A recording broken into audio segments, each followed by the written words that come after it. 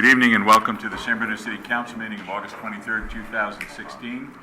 I'd like to thank the Garden Club for the flowers they always provide for our meetings. Roll call, please. Councilmember O'Connell. Here. Vice Mayor Marty Medina. Here. Mayor Ruane. Here. Councilmember Rico Medina. Here. Councilmember Ibarra. Here.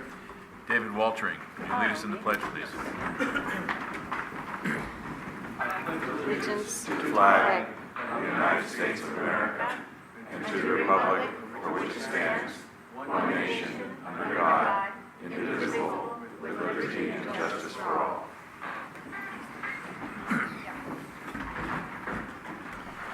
We don't have any announcements this evening. Item number 4 is presentations. We're going to receive an update from Seth Miller, League of California Cities Public Affairs Regional Representative on league initiatives and legislative advocacy. Seth? Hello. Thank you so much for having me here this evening. Let me make sure our technology is working. Thanks. Terrific. The League of California Cities works with over 470 cities around the state. And my presentation here tonight will reintroduce you to the League, talk to you about something called the Grassroots Network, which is what my job as the Regional Public Affairs Manager, give you a few opportunities about ways your city might engage in this regional network, and then talk a little bit about Sacramento politics and how that may or may not affect you guys. But I'll keep the whole thing pretty brief, and much of it you may be aware of, and I want to leave some time for questions at the end. So, the League was founded in 1898, and the mission was, and has remained, although tweaked a little bit, is to expand and protect local control for cities through education and advocacy. Now, we didn't realize that there was a big enemy in Sacramento all the time, but over the years, you've been around long enough, you realize they'll raid coffers when necessary. And really, the primary goal of my position as the Regional Public Affairs Manager is to keep cities informed as to what's happening in Sacramento and to build coalitions, write letters, do media campaigns, and keep the information flow alive with your city managers and council members.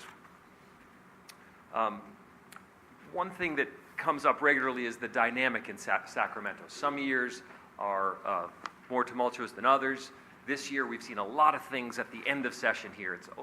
Session ends at August 31st, and I'll give you a quick update on some of the issues that I know are important to San Bruno in particular. Infrastructure funding, transportation dollars, housing. We had some big measures that were going to impact public participation, and some of this vacation rental taxation, TOT as they call it, and how that may or may not impact San Bruno. So a lot of this stuff just came up in the past 10 days or so, and it's why we stay informed and keep you all in the loop. So just to give a little context of how this grassroots network works, is there's 16 of us, me, around the state, and our region is the Peninsula region, and it includes San Francisco, San Mateo, and parts of Santa Clara, including San Jose. And it was founded in 2001. That was one of the biggest years of a state raid. Something in the range of $5 billion were taken from the state that year through property tax and other measures.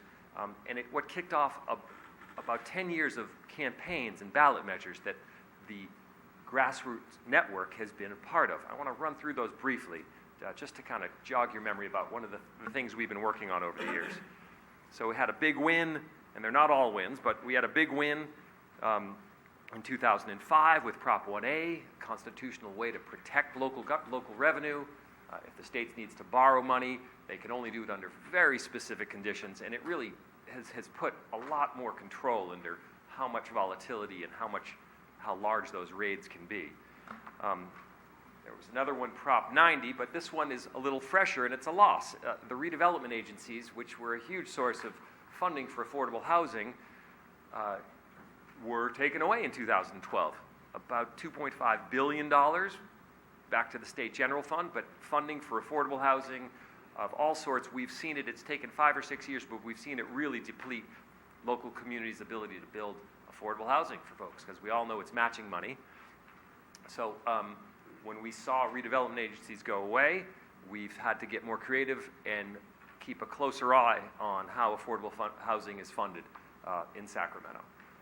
So In the legislative arena, it's not always ballot measures, right? It can be legislation, and that's how the governor worked out the redevelopment dissolution in 2012. In the legislative arena, we're watching bills all the time, and the league has lobbyists up there representing local interests. And the way it works, we have, I think, 11 lobbyists who are funneling information to the regional public affairs managers, funnel them to the city managers who are most interested in issues that you all find important, and you all communicate to your council members what are important. And this system works with a free flow of information. So I'm glad that you had me here today. Jog your memory. What happens in Sacramento can impact us, can influence us, and I encourage you to get involved. One thing that we do every year, it's a city PAC. This is a political action committee. It's a way when a ballot measure comes up, we have resources.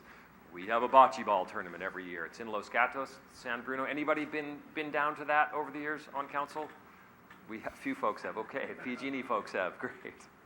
Well, we encourage you to get a team, and it's a fun way to socialize with other council members from neighboring cities. But much of the work we do is a little more policy-oriented and substantive. And I just wanted to touch briefly on the three issues that I know San Bruno cares about deeply. First of all, transportation funding. In the past week, Senator Bell and Senator Frazier came up with a transportation package, a large chunk of money. It's up by about $7 billion for the state. It would mean close to $2 million for the city of San Bruno, should it pass, for local streets and roads. But it would mean an increase in vehicle. They're not calling it registration. It's a vehicle licensing fee, which a lot of residents will find painful. But it's a big source of money, and we're keeping a close eye on that. And I've been in touch with your city staff about that. Affordable housing. The governor had a really bold proposal this year. He was calling it the buy right housing proposal, this idea that we need a lot of housing. Let's forget a bunch of that public participation and just build. We fought really hard for local interests. We know that if we leapfrogged, or whatever the term would be, if we didn't have public participation, citizens would be in uproar. It just is not the way our communities work. So we fought really hard. There were a massive letter writing campaign, and we fought it back, and it looks like buy right housing is not going to pass for the year. This third issue, which anybody in the Bay Area is dealing with vacation rentals, the complexity of it is astounding.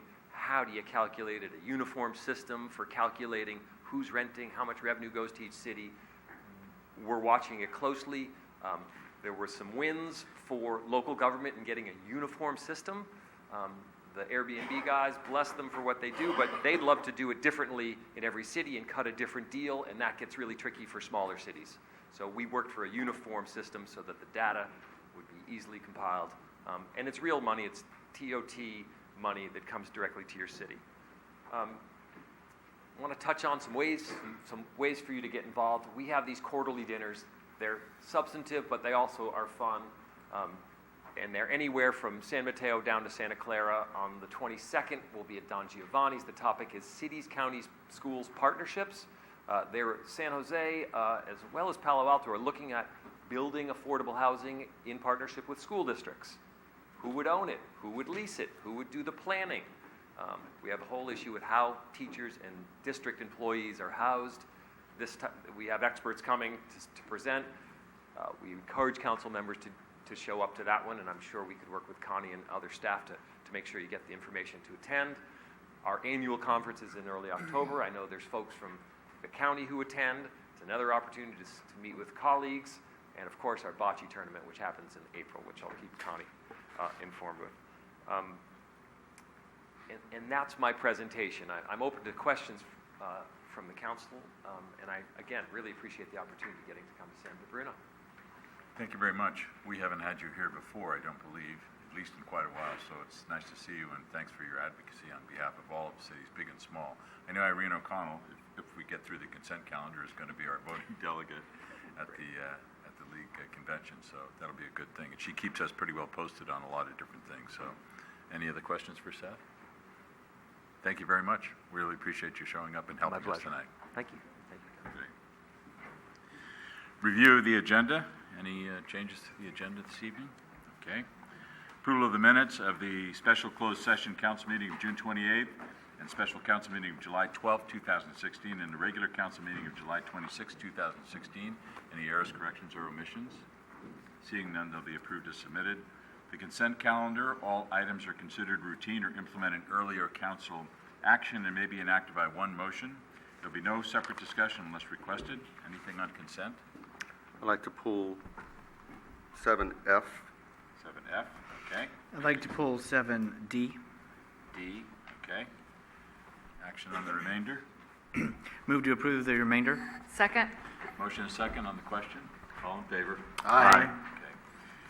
7D, adopt a resolution accepting the tank number 3 Glenview replacement project as complete, authorizing the filing of a notice of completion with the San Mateo County Recorder's Office, and authorizing release of the construction contract retention in the amount of $222,483. Rico. And the only reason to pull this was to note that this project was complete and under budget. So I want to thank staff and for all the hard work. Obviously, we always look at one side of it, but we also are appreciative, too, for the hard work in getting it under budget on time. Thank you. With that, I'll move to approve. Second. Motion and second to approve item 7D. All in favor? Aye. 7F is adopt a resolution approving expenditures of $95,133 to complete the residual control system and tank mixer water equipment purchase and authorizing an additional appropriation of $62,133 from the water fund. Marty? Yes, so I pulled this because I believe a little bit more detail regarding this action is warranted. Being that this information was transmitted in a closed session, I have to be very careful what I can actually talk about. But I wanted to ask our city manager to comment a little bit on what she can say and how this is an important thing that happened. And the additional information will explain why, and then I'll finish up with one comment after. So there is a brief staff report that I will provide the outline of the issue and then make an additional comment. The issue in front of the City Council is authorization for an expenditure in the total amount of $246,000 for a project associated with the procurement of equipment to service our water tanks, essentially to mix and allow some amount of action within those tanks so that the water is kept fresh and able to be used when needed. There was a City Council action in September of 2015 that authorized a $181,000 expenditure for that equipment. The equipment was ordered, it was installed, and it is both necessary and currently in operation. The issue before you tonight is the over authorization amount of $62,000, which both exceeded the budget as well as the City Council's $181,000 expenditure authority. As the City Council is aware and as outlined in the report, there has been a detailed analysis of the cost of the equipment, the appropriateness of the invoices, the necessity and the appropriate receipt and installation of the equipment. And we're recommending to you tonight that all of those things line up to identify that the amount due to the vendor is in fact $246,000. And we're recommending your authorization to pay the additional amount above the expenditure that you had previously authorized. I would simply add that this is a good situation to demonstrate the effectiveness of the city's purchasing policies that includes the multiple levels of authorization for approval of expenditures up to and including that of the city council. It's also, given the fact that the cost of these items exceeded that which was authorized by the city council, for us to evaluate the procedures and to ensure that our employees are not only well informed, but are properly adhering to those policies and procedures. And that completes my comments. No, thank you very much. Yeah, that's it. Through the Okay. chair, on this item. Rico? I spoke to the city manager today and was going to vote no, but in essence, that wouldn't be fair to the vendor. Vendor did nothing wrong. We need to honor the invoice and, of course, the vendor relationships.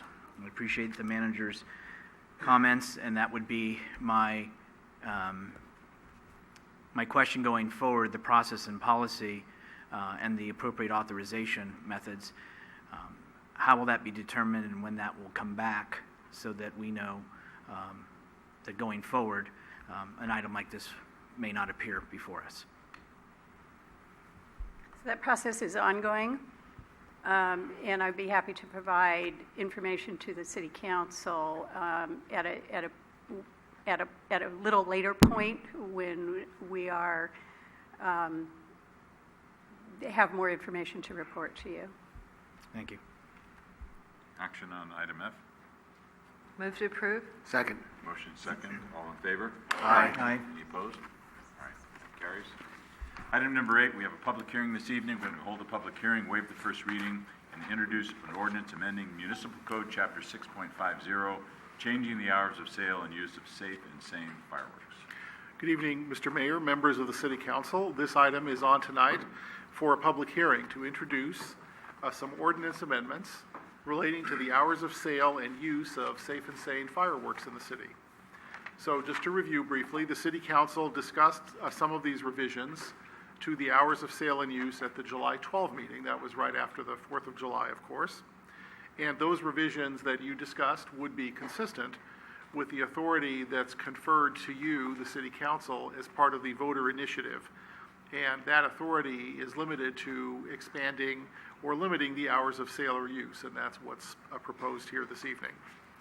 Before tonight's meeting, the city clerk did notify the users groups. There may be some individuals here in the audience interested in commenting, and when you open the public hearing, we can take their comments. So just briefly to summarize, the proposed changes are in the staff report, but for the benefit of the public, they're as follows. So for the sale of fireworks, safe and sane fireworks, on June 28, it's going to be from noon to 8 p.m. instead of noon to 9 p.m. So just an hour less in the evening. And from June 29 to July 3rd, it's proposed to be 10 a.m. to 8 p.m. Instead of 9 a.m. to 10 p.m., so an hour earlier on each end. For July 4th, it's proposed to go from 10 a.m. to 7 p.m., so that's actually stopping 2 hours earlier on the tail end of that, so 2 hours earlier than before. So that's for sale. For use, there's a couple of changes. So June 28 to July 3rd, it would be noon to 9 o'clock instead of noon to 10. So again, just an hour earlier. And then on July 4th, noon to 11 p.m. for use instead of noon to midnight. Again, an hour earlier.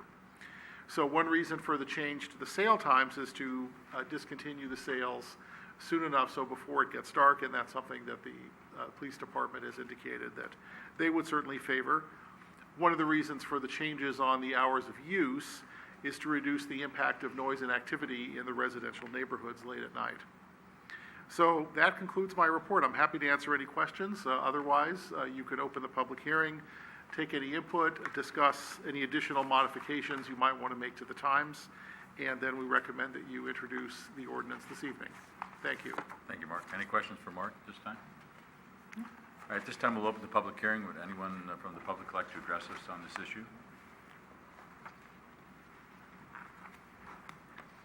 Just tell us your name and your street or organization.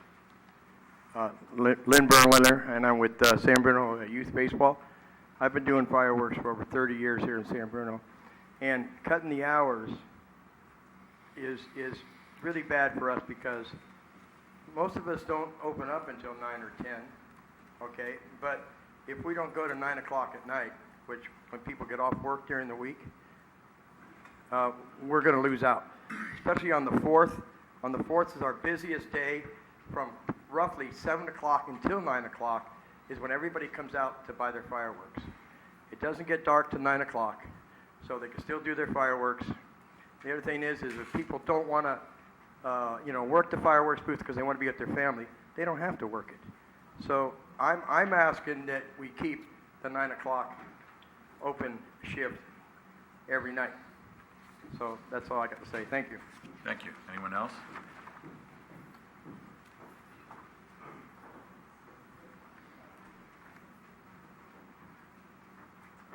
Steve Harden, I'm with the American Legion. Echoing Mr. Berliner's comments, I believe you said we open at 10 o'clock now? Well, for sale on July 4, the hours were 10 to 7. No, no, I'm talking about currently. Oh.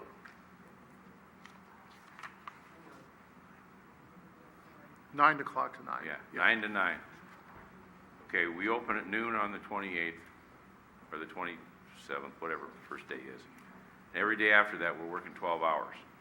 But we are busy every hour. We were selling fireworks, or being asked to sell fireworks, up until 30 minutes after closing on the 4th of July this year. We were that busy. Because of that, we exceeded our last year's total by over 10%. Cutting the hours is not going to help us. It's not going to help the groups. It's going to hurt them. The other thing is, and maybe the police can tell us how they're going to enforce the cut in the time of usage. I just don't see that being something that could be done. But right now, the big issue is, let's not cut the hours to sell. 9 to 9 every day, 12 to 9 on the first day. Those are the best hours we can do. Thank you. Thank you. Anyone else like to address the council? If we close the public hearing, you're going to be precluded from discussing this with us in the future. Move to close. Second. Motion and a second to close the public hearing. Any question? All in favor? Aye. Okay. Any discussion by the council or action by the council? Some questions. I know every organization was contacted in some way. I'm assuming I'm addressing this to the city clerk. Twice, and were there any comments that came back or emails or any other? I received one today from the Colts who asked that they be able to keep the sales open until 9 o'clock on July 4th. Okay, and now I'm going to ask, because I've worked the fireworks booth also, and people always ask how long you open, and we don't have hours posted on our booths that I know of. So I think if the booths were to post hours visibly, and in sales of 5 days, it's less than 7 days. It's just a last minute deal. So I don't know how my colleagues feel about it, but I've got people, that I've known in a couple of booths that are pretty dead by the 4th. And yeah, you can make that last push and everything, but I mean we're tired, and I don't know how they feel about 9 o'clock, maybe 8 o'clock. I know during the week, leading up to the 4th, a lot of booths close early anyway. And I compliment you. You're busy, and there are probably a couple others that that have the volunteers and work hard and all the way through and maximize those hours. But speaking from experience, I think if we post our hours, in which we don't post the hours. We post the hours and people really want to know, then hopefully they'll plan accordingly to purchase within those hours. Okay, anyone else? Action by the council? Sorry, Marty? So my main concern was mainly about the length of time that fireworks were going off. A number of people have contacted me, a number of people commented on social media sites about how disruptive the noise was. I feel that with additional notification to our community and assisting with through cable, through the city's website, through social media, that we can improve the communication, and posting the hours would be something that would encourage our residents, our visitors, to come in, purchase their fireworks in a more timely manner. So I'm in favor of definitely the reduction in the hours of lighting off the fireworks. I'd like to hear what the rest of my colleagues have to say about the hours. That wasn't my main objective, but I still want to hear what my other colleagues have to say about it. Anything, Irene?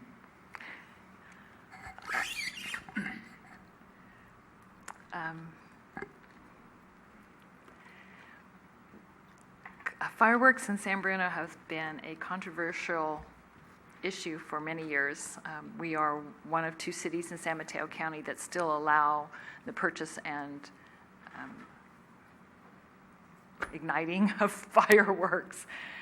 We have been pressured by many people to have fireworks eliminated, and I can't remember when we did it, 2005, thank you. We said, okay, fine, we'll put it to the vote of the people, and the people voted to go ahead and continue the tradition of selling fireworks and celebrating the 4th of July with them. I think what we discussed on the last council meeting that we brought this forward is a good compromise between really restricting it even more, and which was part of the original discussion, and accommodating people's concerns about too many people coming at the last minute, people from out of the city buying fireworks and exploding them in their own cities, which is illegal, and all those things. So I think this is the best effort we can do right now, and I'm supporting it. Okay. Anything, Rico? I think it is about balancing it, because I do go to the police briefing. The mayor was out, I was out. And so we're trying to balance it between the parts of the community that are very frustrated, who want it to go back on the ballot, who want to discontinue it because of drought, because of noise and concern in their neighborhoods.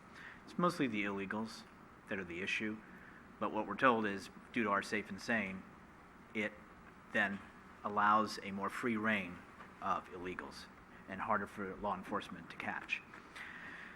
We do bring a lot of additional staff on duty to try to help protect the community to the best possibility.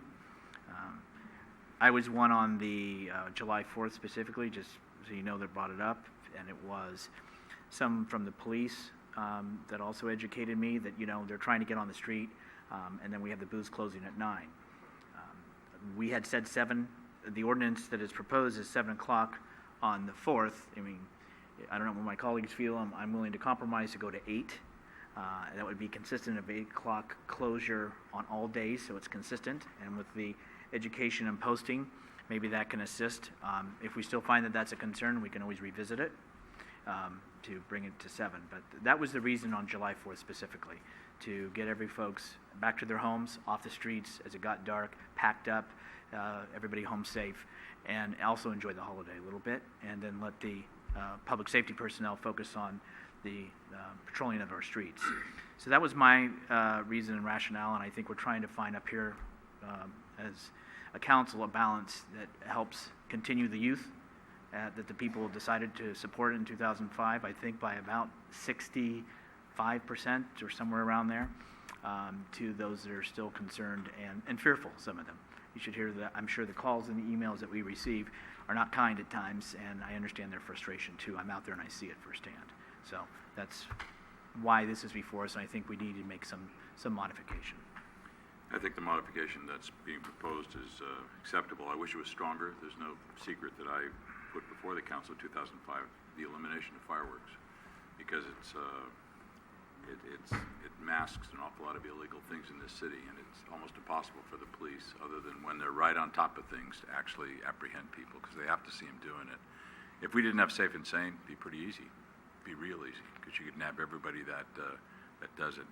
We're one of the only 2 cities in San Mateo County. My question has been, and nobody's really answered it, what do the other cities do for fundraisers? They work all year long, I guess, and with the fireworks booths, you can make an awful lot of money in a very short period of time, and that's a good thing for you. But it really is getting worse out there in the streets. So I think this modification is acceptable to me. I wish it was stronger, but I'll support it. Any action on this item? Through the chair, just so we're clear, are you supporting Rico's suggestion that we do No, I'm 8 o'clock? supporting what the city attorney read. Okay. If I could, for clarification, in our discussion prior to giving direction to staff, refresh my memory on the reasoning to close at 7 p.m. Was that a direction from us to close at 7? Yes. On the 4th of July. On the 4th of Close July. at 7 Proposal p.m. on the was 4th of July. to start at 10 and close at 7. The staff report is recommending sale on July 4th, 10 a.m. to 7 p.m.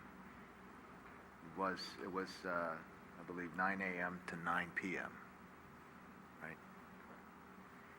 I'd be in favor of trying it at 8 o'clock, reducing it by an hour. I'd like to make a motion that we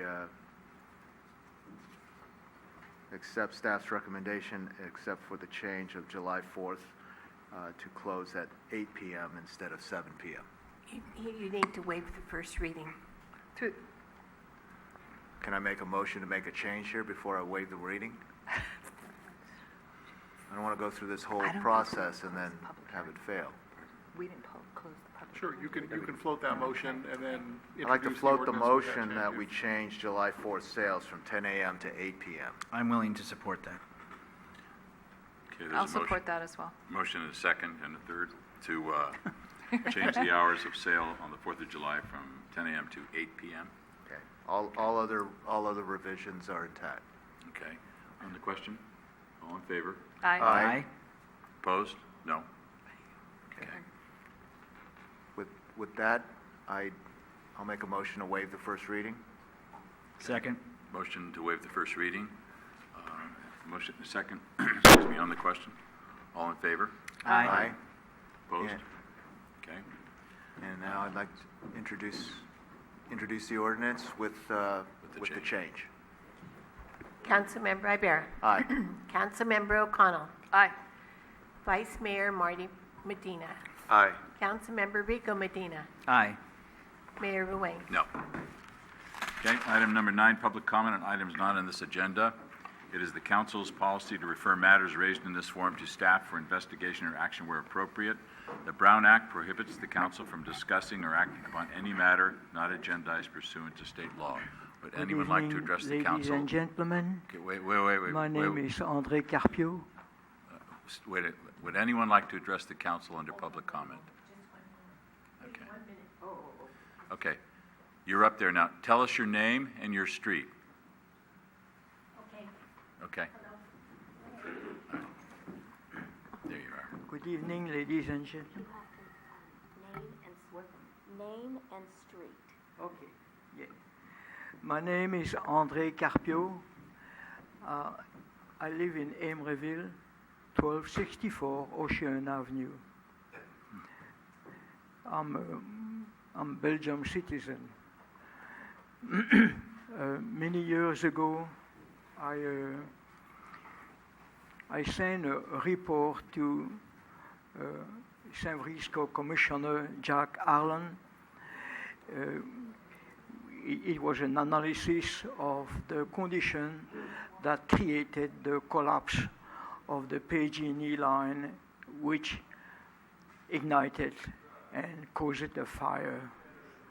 And I did ask Mr. Harlan if he would transmit that to the proper authority to see if there was any need for any more observation like the one I made. And I did explain to him that when I went on the site, I made an analysis of the topography of the area, which is very similar to what you see in a building of dam, earth-filled dam or concrete walled dam. I've seen many of them in Europe, especially in Switzerland and Italy. And my assessment was that after I investigated the city hall, in which I talked to the city engineer and I talked on the phone to the building inspector, is that the permit was not issued for previous work that was done in 2008 by a company, San Francisco company, Darcy Artsy. And they did their own trenching and they did their own piping. I'm not sure if it was water or what. I didn't was looking for that. But my experience is that when you have multiple piping, in which in that area there is four major pipe, plus the electrical pipe. You have a water pipe, you have the sewer pipe, you have the storm drain pipe, and then the gas pipe and the electrical piping. All that, if it's not encased in a vault, in which the accessories, when I'm saying about the accessory, the conduct that direct all these lines in different direction here, because the area is a perpendicular to the valley and it has a side street that goes up somewhere up. So it's a very elaborated connection there.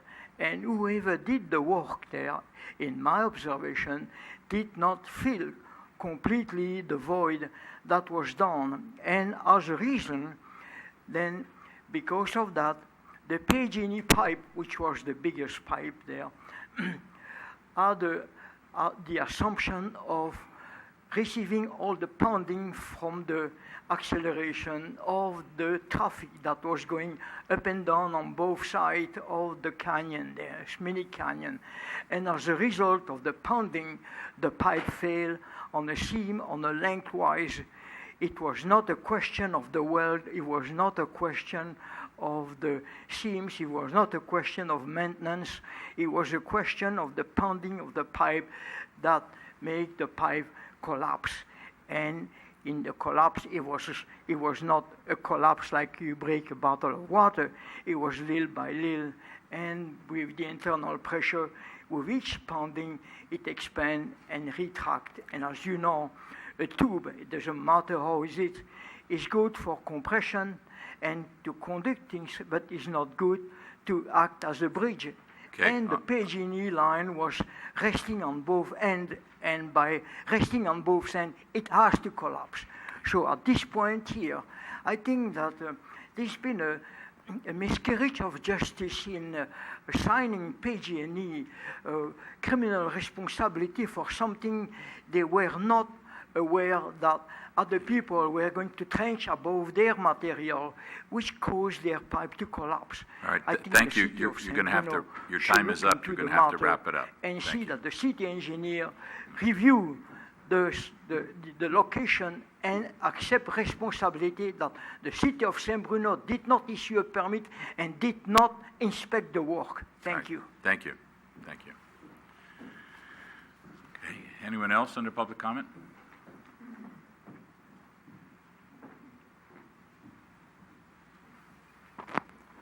Good evening. My name is Brett Vincent.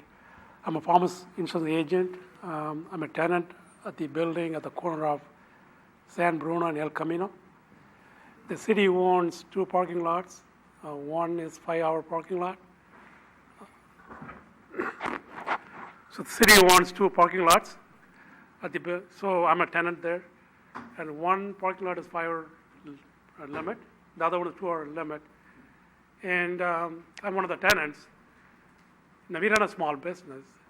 And every day I keep running, moving the cars every day because we're given citation. And I propose that at least you give us permits to tenants. Not to visitors, at least tenants. We work 8 hours to 9 hours a day, sometimes 10 hours a day. And it's very hard for us to every day keep moving the cars. The last thing I want to worry about is parking. I go to banks, I meet with customers, and it's always on the top of my head every day, where I'm going to park. Because we can't park more than 5 hours on one side. It is usually full. And I go in the morning early, but I'm okay. But if I have an appointment, come back, then I lose my spot. Then I have to park at a 1-hour parking spot. Then I have to move the car one more time. So every day I keep moving the car, so all day long. So I believe you should give us, at least tenants. I'm not the landlord, just a tenant. Give us the permits so that we can park the cars all day long. Thank you. Thank you. I think you spoke to me about this before, Yes. so staff is aware of it. Anyone else under public comment? Yes, I do. I'm Joan Evans. And I live Speak at- right into that microphone, please. Oh, okay. Okay. I'm Joan Evans, and I live at 202 Terrace Avenue, and I've come to talk to you tonight about the Nextdoor application on the internet. And I have a packet for each one of you. I'd like you to see me. Oh, okay. Thank you. Anyway, it gives you some information that I've gathered in the course of looking into this practice. Number one, I'd like to say that I spoke with Jeff, now am I going to get his name right? Commander Jeff Caldwell today. And I am proud to say that the city of San Bruno Police Department has amended their practice of posting the information regarding arrests on the internet site Nextdoor, and that they had previously done this with the internet sites of Facebook and Twitter. So part of what I came to talk to you tonight about has been indeed resolved. And that's a wonderful thing that our city has decided to not post the names of people that have been arrested, but rather just to put the circumstances of the arrest and not publicly shame people, which I found to be quite a distasteful thing that we were engaged in on the internet, especially when people's responses to the arrest of different people were not in good taste. So that addendum is indeed included in the packet that she has. We are a small community, 5.5 square miles of approximately 42,000 people. And any citizen who wants to know who is being arrested can obtain that information from the county jail. What we are, according to Nextdoor, have a population of 1,441 people who are on this application who have been receiving this information from the police department. And they include not only San Bruno, but also Mills Park, Huntington Park, downtown San Bruno, Millbrae, Linden Avenue, Marina, Millbrae, Loma Hills, Linden, San Anselmo, and Santa Lucia. So we are not just talking about our own town, but also neighboring towns. Commander Jeff Caldwell from the police department put out what I consider a very compassionate note to a Mr. Marches, who was concerned about this practice of presenting names of people who had been arrested. and I said I had included it in my packet. However, of course, my printer went wonky tonight, as they always do when you are trying to depend on them, and the color part wasn't working, and so instead I'm going to read his statement. The subject arrested here will have an opportunity to testify in court. An arrest does not equate to a conviction. The San Bruno Police Department releases information such as this to alert the community as to what is occurring and how the police department handled it. In most cases resulting in the arrest of an adult, this information is made public and offered to the public, either by the public jail or the arresting agency. Another example of this would be an arrest made by San Bruno's officers of a residential burglary suspect or robbery suspect. Most times we will notify our citizens of the arrest and identify the person arrested. Arrests are a matter of public record. If you would like more clarification on this matter, please feel free to call me directly. And Mr. Jeff Caldwell was kind enough to answer my call, return it today, and say to me, "Joan, you're the only person who's called me." I said, "Well, I'm interested in this, and indeed that is why I have called." Okay. Joan, you're going to have to wrap it up here pretty quick. Okay, I will. And I have included in this packet the addendum that that Commander Jeff Caldwell gave me this afternoon, and I think it's something that the San Bruno, City of San Bruno, who we call ourselves the city with a heart, can lead in California to look at this law. And it is discussed in the public posting of the government of the Code of California. I give you the information in the addendum that is attached. And it is stating basically that our law in California is saying that anyone who is arrested, that their arrest is made public. Thank you. And so I would like for you to consider that in looking at leading this state to having a better mandate and a better law, and to looking at the notes that I included regarding words for the council to consider. I am a licensed clinical social worker, a certified employed assistant professional, We have all your notes. and So, the homeowner and citizen of San Bruno. All right. Thank you very Thank you much very for much. your attention tonight. I appreciate it. Okay. Chief, any comments regarding this item? Good evening, Honorable Mayor, council members. Thank you for the opportunity to address this issue. I believe the amendment that Ms. Evans is referring to regarding the way that we're posting arrests on social media is to try, in an effort to direct folks to our webpage, which we're very proud of as a city. We think it's a strong, robust webpage. We continue to include the names of arrestees in those press releases that are listed on the webpage. So typically now when you look at Facebook, Nextdoor, or some other social media outlet, we'll refer you to the press release on our webpage via a link that will include the subject's name who was arrested. California Government Code Section 6254 requires that arresting agencies provide the full name and occupation of every individual arrested by our agency, the individual's physical description, including the date of birth, color of eyes and hair, sex, height and weight, time and date of arrest, the time and date of booking, the location of the arrest, the factual circumstances surrounding the arrest, the amount of bail set, the time and manner of release or the location where the individual is currently being held, and all charges the individual is being held upon, including any outstanding warrants from other jurisdictions or parole or probation holds. So we're required by law to make that information available. We only prepare press releases for those crimes that would interest the community or have some impact on the community. And in doing that, we want to make sure that our residents have the same amount of information that we're putting out to the press in a timely manner. So that's the process that I think Ms. Evans described or was described to Ms. Evans today. So the names of folks are still being released. We're just doing it via the press release process, and we're directing folks to our webpage to access that information. All right. Thank you, Chief. Thank you. Anyone else under public comment? Thank you. Ryan Mersney, Keynes Avenue. In a recent legal settlement, the City of San Bruno has agreed to pay a resident $6,250,000. This settlement, according to the lawsuit, stems from the city's liability in an auto and motorcycle accident that occurred on April 26, 2014, at the intersection of Jeffrey and Susan Drives. The motorcyclist lost his leg and is now disabled for life. I think we all share in the sorrow and the pain of his suffering. This particular intersection, along with many others in our community, has been neglected by the city's management and has lacked adequate code enforcement. The driver of the automobile, according to the legal documents, was unable to see the motorcyclist as he was pulling out into traffic onto Susan Drive from Jeffrey Drive.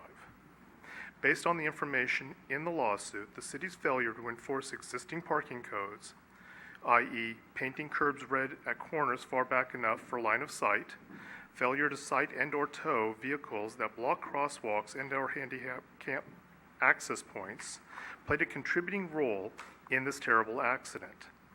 As of today, nearly 2.5 years later, after this tragic event, the city manager has done nothing, and I do repeat, nothing, to rectify the safety issues in that area.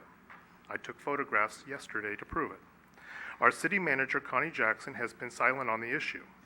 No public comment and nothing on nextdoor.com. The silence is deafening. What I find upsetting is the city manager has not informed us of the settlement, nor have the dangers been rectified. If there are plans to rectify these safety issues, I cannot find any information on any city website. These issues will cause further accidents, resulting in more injuries and possible death. The people of San Bruno will ultimately be responsible for the financial damages. Not only has a man lost his leg, but if you divide the amount of the settlement by the population of San Bruno, that is nearly $150 per every man, woman, and child. Moreover, and of a more immediate concern, the safety issues that caused this accident remain unaddressed in various places throughout our city, and not just on Susan Drive. We must solve these issues before someone else is badly injured or killed because of the negligence on the part of the city's management. I hope we can start a dialogue on how to improve safety and fiscal responsibility in San Bruno. Maybe if we make enough noise, our city manager will finally pay attention. Thank you. Thank you. Mark, anything on that? This was an unfortunate accident with some serious injuries. I think we all know that cities have more insurance than drivers who are involved in auto collisions as a result of that. Cities often become deep pockets for these kinds of cases. And so that's why the city has insurance for those very rare situations in which these serious accidents occur. There was one thing Mr. Mersney said that's misleading and actually not the case. There aren't any codes that require cities to paint red curbs in the area that was involved in this particular collision. There was a settlement in the case, as you know, that was paid in full by the city's risk pool and insurance carrier. Also, the city does remain committed to identifying areas in which the risk of accidents can be minimized or reduced by a variety of measures. And so, for example, the city is specifically reevaluating areas around the Skyline Boulevard and elsewhere throughout the city to address line-of-sight issues and other potential safety issues. As you can imagine, there are a great number of intersections in the city, not all of which are amenable to a simple solution, and there are a lot of competing interests that have to be balanced. But I wanted to make sure the record was clear about not only what the settlement was about, but also what the city's doing about it. All right, thanks. Huh? Okay, conduct of business. Through the chair, Irene? may I also make a statement? Sure. Thank you. I think that the other piece that was misleading is that the statement that the city manager isn't doing anything. I think that's totally misleading. She may not be blasting it on Nextdoor. That's not necessarily something that the city manager would do, has to do, spends her time doing. She is deeply concerned with traffic safety. She's I don't want to energize, reauthorized, directed her staff to carefully look at, somebody's nodding over there, I finally got the right word, redirected her staff to scrutinize everything that we do, that Traffic and Safety Commission does, to make sure that we have the safest city we can possibly have. So I just wanted to make sure we said that. Thank you. Item 10A, receive a report on the appeal of FEMA San Francisco Bay Coastal Study results for the City of San Bruno. Good evening, Honorable Mayor and members of the City Council.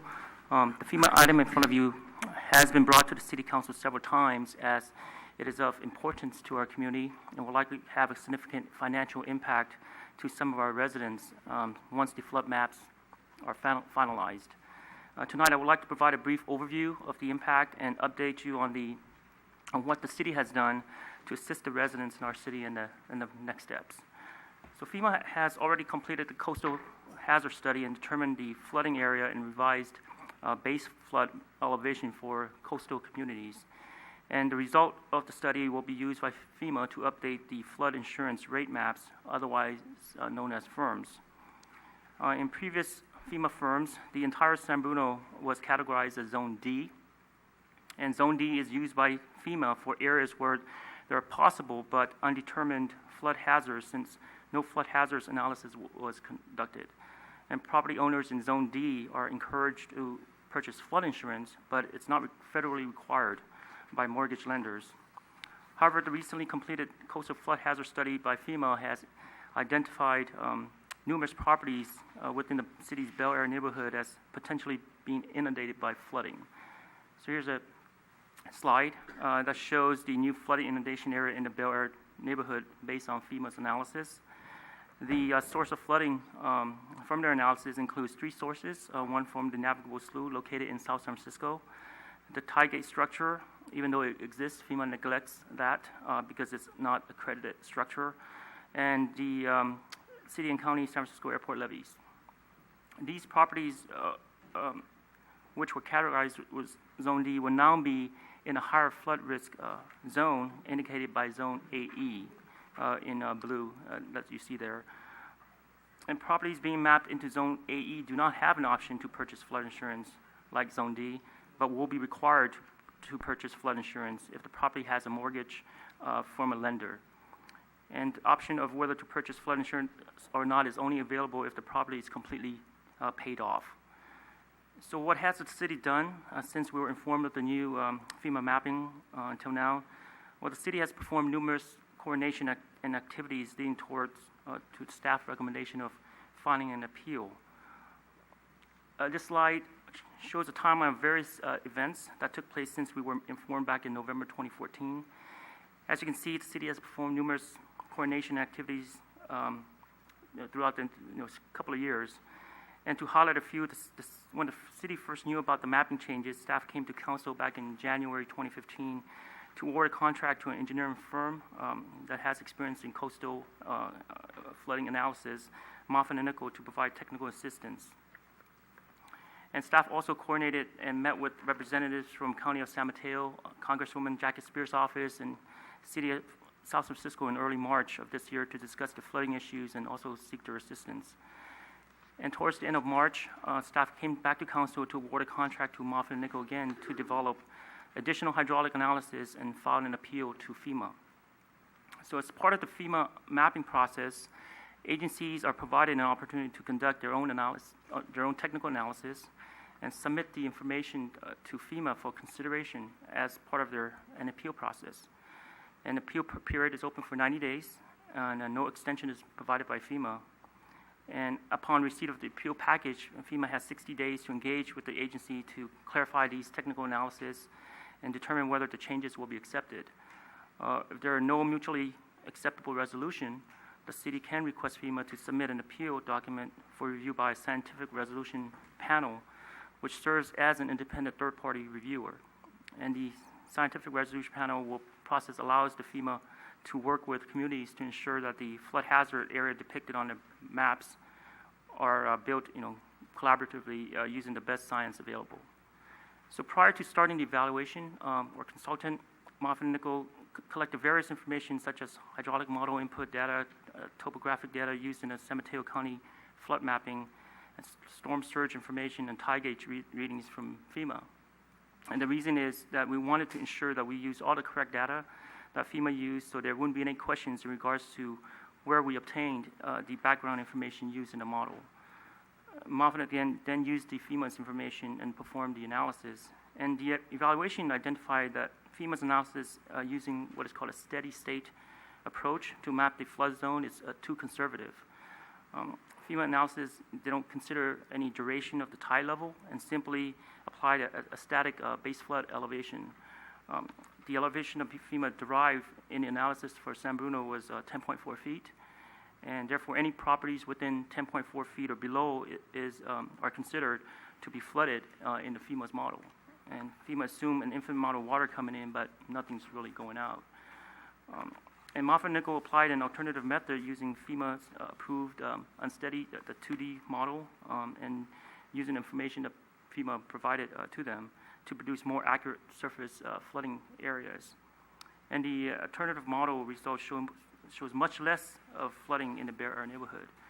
So you can see this slide here, the comparison between FEMA's preliminary firm on the left side and with the 2D model that the consultant had generated.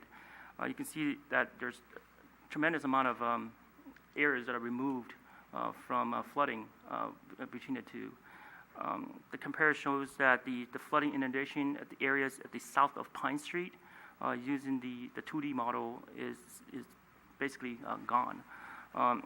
Therefore, it's evident that using a more accurate modeling method that accounts for duration of the flood and produce a different result in the area and that would be potentially considered to be flooded. And this is the basis of our appeal to FEMA. And the remaining flood area north of Pine Street is contributed by the floodwater overtopping from the south bank of the slough, the navigable slough located in South San Francisco, and it travels south along Shaw Road and into San Bruno, and underneath the I-380 underpass into 7th Avenue. And the results, as you can see, between the two areas here are very similar to one another that what FEMA had generated. So since the slough is located in South San Francisco, a collaborative effort between both agencies as well as the county is required to determine the mitigation measures that are cost-effective and to minimize environmental impacts. And the timeline for this is currently unknown since funding needs to be established and environmental assessment needs to be conducted to determine the impacts. The appeal package will be hand-delivered to FEMA tomorrow morning. And among the agencies in the peninsula, we heard that only South San Francisco and San Bruno are submitting the appeal. And staff believe that submitting the appeal is the only way to get FEMA's attention of our analysis, although we cannot predict FEMA's ultimate decision on our appeal. It's difficult to determine how FEMA will respond. Staff has tried to engage FEMA in meeting with us to discuss the analysis, but FEMA has been inflexible. They refused to meet with us to provide any guidance and requested the city to submit the appeal package. FEMA representative mentioned that they will only meet with the city after receiving the appeal package. So the city hopes that FEMA will provide a fair review of our analysis and accept it so our residents within the area south of Pine Street will not be mapped into the new flood maps and be subjected to paying the mandatory flood insurance. As for the public outreach, community meeting will be scheduled with FEMA technical and insurance representatives. The city contacted FEMA in the past to schedule the meeting, but FEMA was reluctant to meet with us since we were not agreeable to their mapping. Since staff will continue to coordinate with FEMA to request for a community meeting. And there are no fiscal impact associated with this update, and I'll be happy to answer any questions. Any questions for Jimmy? Through the chair, I'd just like to say thank you for the diligence, and also want to thank Congresswoman Jackie Spear for it seems to be a fairly stern letter to FEMA to work with you, and I think the residents appreciate all the hard work because the flood insurance is expensive, and if it's true that it's not warranted, then job well done. So hopefully we'll have our fingers crossed on that. I also want to mention that we received a letter of support from Supervisor Pine's office as well today, late in the afternoon, which we weren't able to include it in the staff Great. report. Right. Thank you. Thank you. Thank you. Okay. Item 10B, thank you, Jimmy. Item 10B, receive a report and provide direction regarding ordinance regulating exposure to secondhand smoke. Good evening again, Mr. Mayor, members of the City Council. This item is on for discussion and direction regarding an ordinance regulating secondhand smoke. So when we last met to discuss this with the full City Council, the City Council had heard from some residents who came to a meeting and asked that the city consider an ordinance to prohibit smoking in multi-unit residences. So the City Council appointed a subcommittee, and that consisted of Vice Mayor Marty Medina and Councilmember Ken Ibarra, to meet with various groups in the community, obtain some input, and then return with a report and a possible draft ordinance. So I'm sure the City Council is going to want to hear directly from the subcommittee with more details right after my brief report, but let me just make a couple of quick comments. So the subcommittee did have two meetings, public meetings, one at Shelter Creek, the other one right here at the Senior Center. Representatives of the major apartment and condo complexes were in attendance, along with residents of the community, representatives of San Mateo County. So we then met with the subcommittee to discuss some of the outcomes of those meetings and outline an ordinance, which you have in your packet for review and discussion. So let me just quickly summarize the key features of the ordinance. So let's start with where smoking would be prohibited. And by the way, smoking in the ordinance is currently defined as including vaping as well as smoking marijuana. So smoking would be prohibited in individual units of multi-unit residences. So that's 2 or more units, or in common areas except those designated for smoking. It would also be prohibited in public places, so places like parks and playgrounds, farmers markets, fairs and parades, and also in service areas, so for example, ATM lines and bus stops. And finally, it would be prohibited in places of employment. Now, state law already covers some of the indoor workplaces, but this would broaden coverage to workplace areas, like in City Hall, for example, plus outdoor workplaces as well. So that's how it's currently written, but that's subject to your discretion to review and provide direction on. So those are, in broad form, the 3 places where smoking would be prohibited: multi-unit residences, public places, and primarily outdoor places of employment. So where would smoking be allowed? Smoking would still be allowed in single-family homes, detached second units, or if there's no common wall, floor, or ceiling between the units.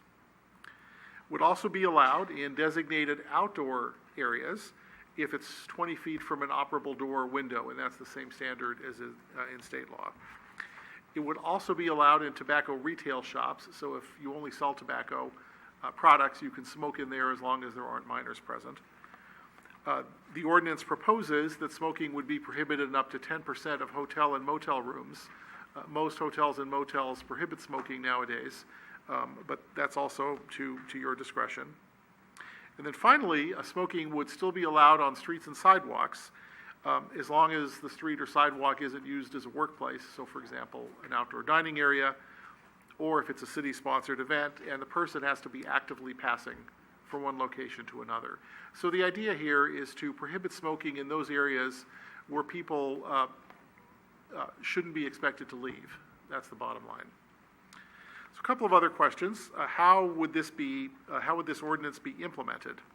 So for the ban on multi-unit residences, the ordinance would provide a grace period of up to 14 months.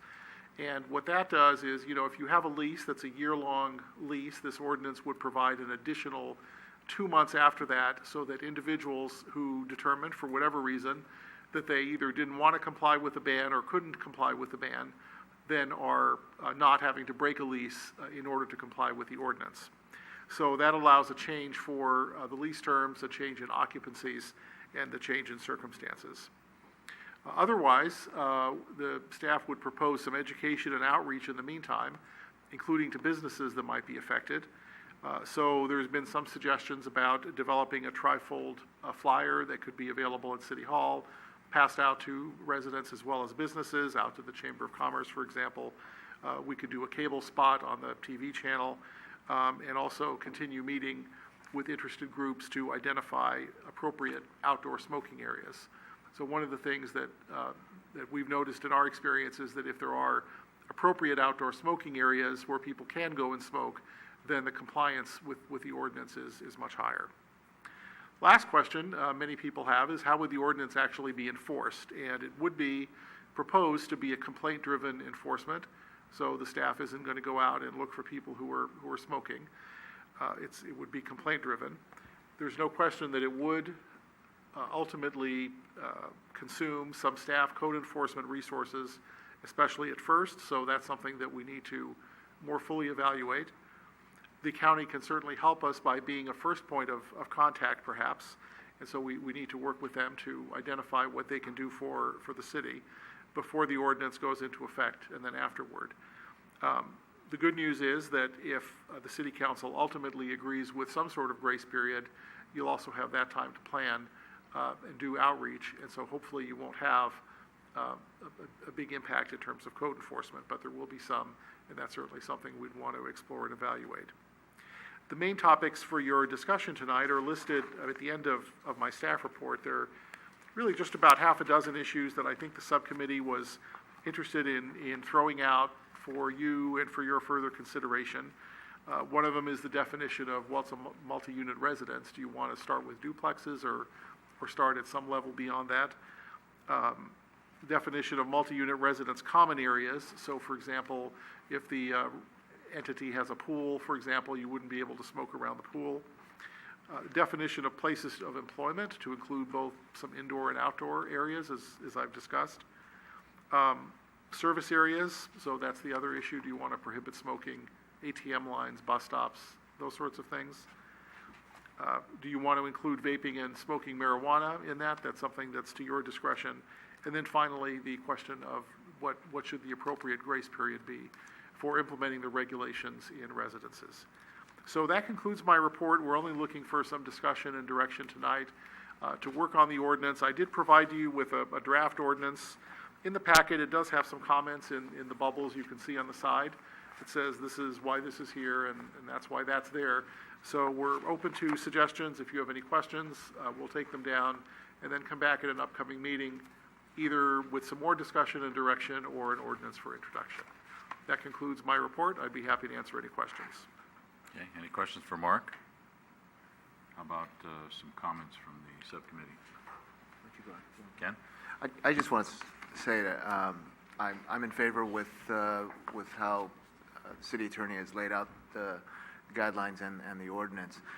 I think what the message needs to get out there is that times have changed, and that as a former smoker, I could appreciate how people did not like smokers, and so I accepted the fact that I would be in a designated area.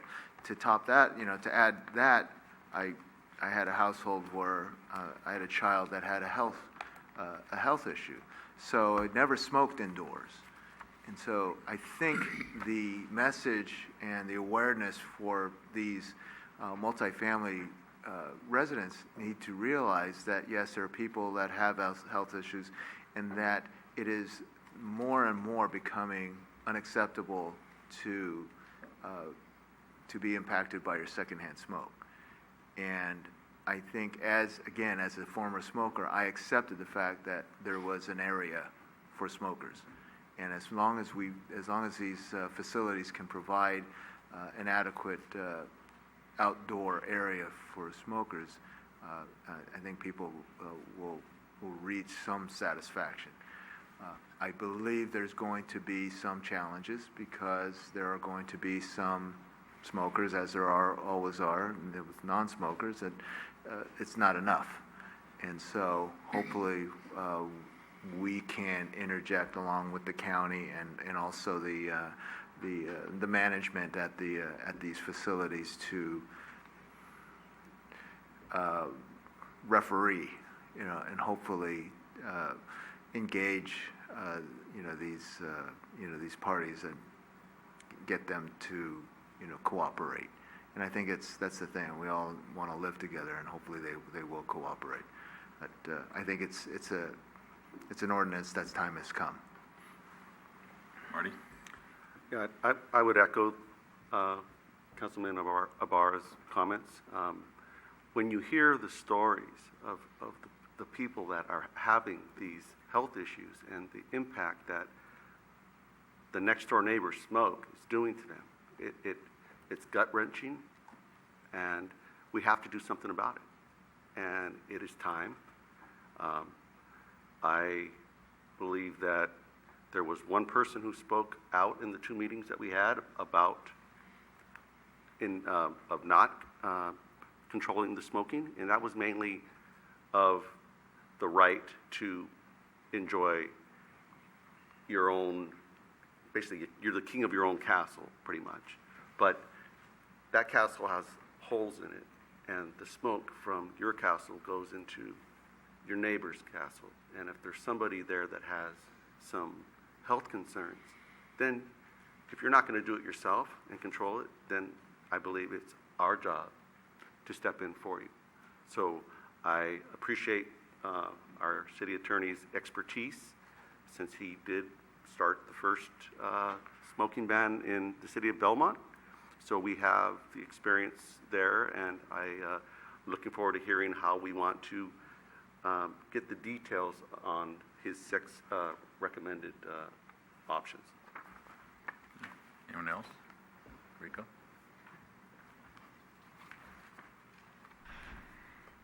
I guess you kind of, to the city attorney, answered the question, which was how do you enforce it? Well, it's really not. It's a mechanism and a tool that can be utilized on complaint-driven, i.e. same if there was drinking in city parks. There's a tool available if it needs to be utilized. I guess one of my thoughts were too, we're talking about San Mateo Avenue, and we're talking about the way you described it. You're walking down the street, you can't smoke because you're going from point A to point B. You couldn't be standing outside the establishment because you can't smoke inside to go outside and put hopefully the butt in the appropriate receptacle, not on the ground, and that would then be prohibited going forward based on this. So I guess what it is I think we need to have some good education and outreach. Explanation, I think, is fair. I mean, Councilmember Iberia, you were a smoker, so you've seen on both sides of it. I know the homeowners associations and the condominiums and stuff already have that right and that ability to take these type of actions and even go further than us here. I think they're reluctant, or they've chosen not to. So it seems, unfortunately, that some of it comes to us when they have their own elected bodies to make those decisions for the collective who pay association dues. That's the only thing that I wish, if there was that much concern from those organizations, that they would have also stepped forward with some solutions. So I think we need to do something. I'm kind of interested on some of the detailed language, though, on how we define things, and I think that's going to be important for easy understanding as well as not overreaching. Irene, anything? No, I'll wait for the discussion of each item. There may be some members of the public who wish to comment. Yeah. Would anyone from the public like to make a comment? Sure. I will. Good evening, Mr. Mayor and honorable city council members. My name is Karen Licavoli, and I've been working with the San Mateo County Tobacco Education Coalition for almost 18 years. So I will address your 6 points, but first, excuse me, I really want to commend the city attorney, Mark Zavarano, for his extensive, thorough, and comprehensive work on this issue. You did mention he has a history, which we also have a history in Belmont, and I just really appreciate the efforts that the staff put into it, but also the efforts you put into getting public comments through your process. I just want to address just some random things. One is you've touched upon it, but it's really important that we look at design over ownership. I think that's just an important buzzword to remember, and I think that you said it, council member, the most beautifully I've ever heard anyone say it about a home being a castle and what that means to people and how everyone is entitled to have a healthy castle. So one of the things I also want, so that's a random statement. The other thing I want to talk about was HOAs. HOAs, it's a very cumbersome process for them to get. They have to get 50+% of their membership to vote on something. So it's not 50% of those who show up, it's 50% of the entire membership. So it's really hard to corral those members, and I think that's what makes it most difficult. And most HOAs throughout the cities that have already adopted the policy, which are listed in here, have turned to their city councils or their board of supervisors to help them with that process. As I mentioned, I've been working with the Tobacco Education Coalition for 18 years, so I've been working on a lot of different policies, and some of them are addressed in the staff report, and I just want to touch upon what's been happening historically around these issues.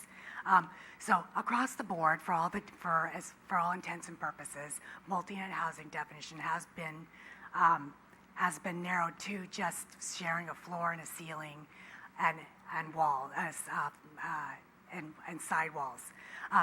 I was at that study session. We talked a lot about renters and in-law units, but right now that's the standard. So obviously it's up to you to take that another step further. I wanted to talk a little bit about outdoor spaces.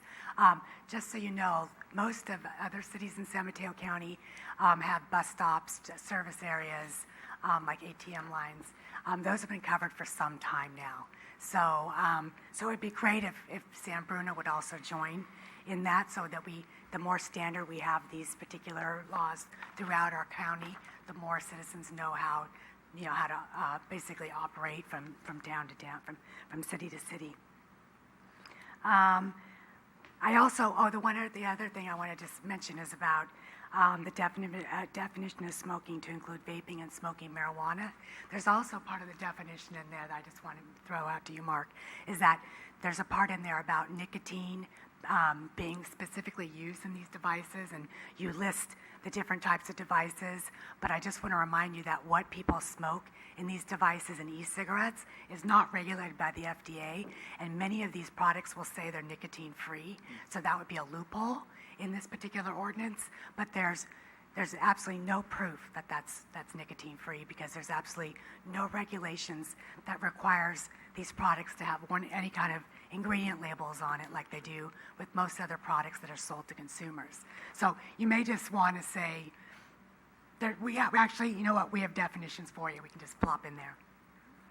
I also want to just commend, I think the 14-month grace period is very generous and very appropriate. It allows you to work on the education process, and also allows the residents to get accustomed to the idea and or make changes in their lifestyle or their residence if they have to. So I think that's a very generous step.